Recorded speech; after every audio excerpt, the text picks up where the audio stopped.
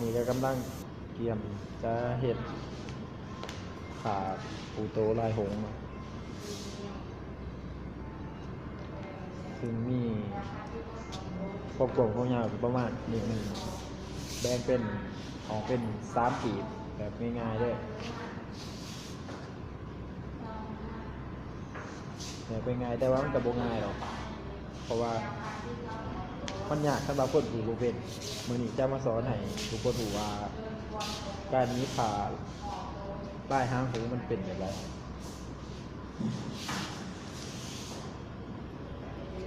ต้องจับผ่าให้ได้ประมาณคืบหนึ่งหรือว่าสั้นก็คืบหนึ่งก็ได้เพราะว่าให้มันเป็นแหมไหล3 กีบแล้วก็จับอันที่3ดึงเข้าไป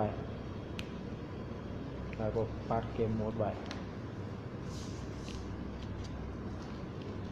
แล้วก็จับผ่ามาเห็ดเป็นกีบให้มันได้3 กีบคือตัวเก่าอีก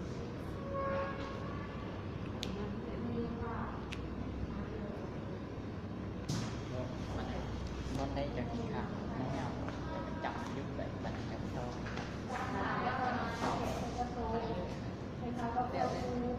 สาวเด็กนี้ที่ผ่าเพื่อมีความสวยงามเนาะหัวตั้งนั่ง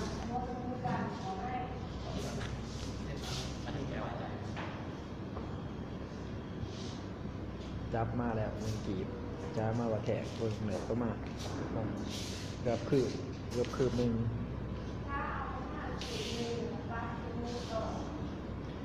แล้วก็มาวัดแทกกีบที่2ให้มันสม่ำเสมอกัน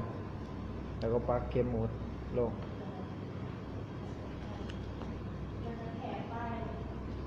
แล้วก็แทกอีก1ให้มันเป็นกีบที่3แล้วก็ปักเข็มหมุดลงซึ่งได้กีบที่3แล้วกดจับกีบที่3ดึงไปจับปักเข็มหมุดไปในระหว่าง1 หรือ 2 คือแล้วปักเข็มหมุดลง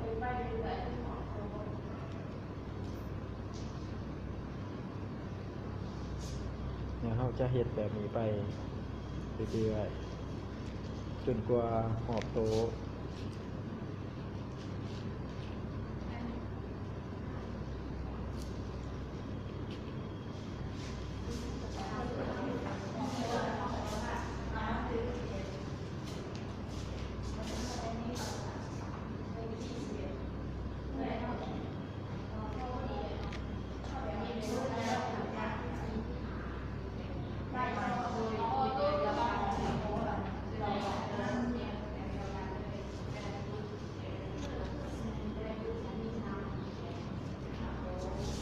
แล้วก็ดึงกีบที่3ออกไปแล้วก็ปักลายลง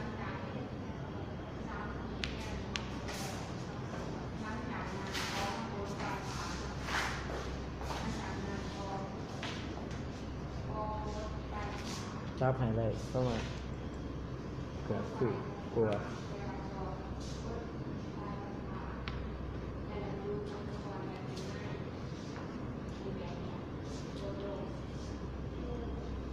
ให้ได้3 กีบคือ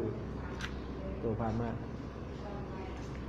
บอกเราจะเห็ดไปจนมันห่อโต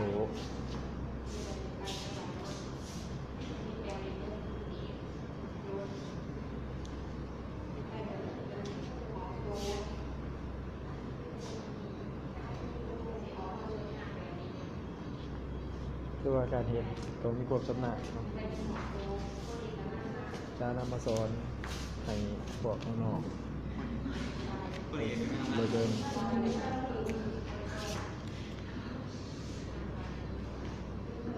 ที่พวกไล่นี่ที่พวกเพื่อเห็นนักศึกษาลาวเห็นแจ็คเสือเนาะนี่ก็คือครั้งแรก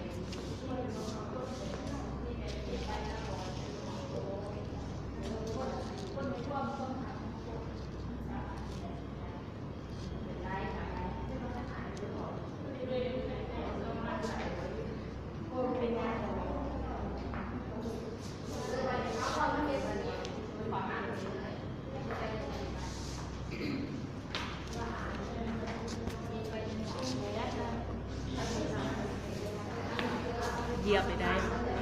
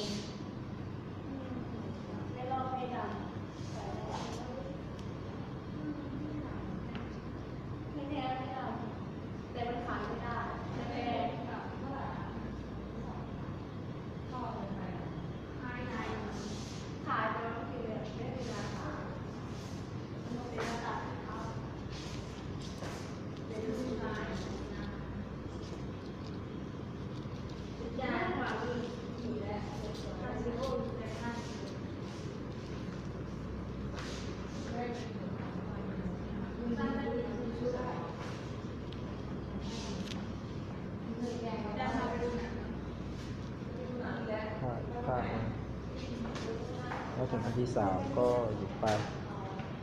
รอบโต๊ะรอบโต๊ะแล้ว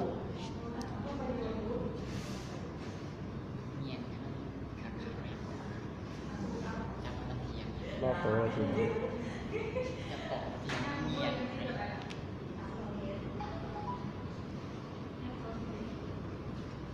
จบแล้วมันก็หมดเขา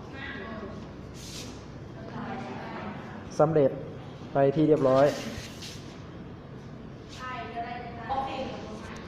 นี่ก็คือการเก็บเมียนมุมให้มันสวยงามหลังจากมันเป็นมุมแบบนี้แล้วก็เอาเป็นมุมแบบนี้เป็นมุมแบบนี้แล้วก็ตีออกแล้วก็ม้วนโดกให้มันสวยงามให้มันสวยงามเนาะเพราะว่าให้มันเวลาถึง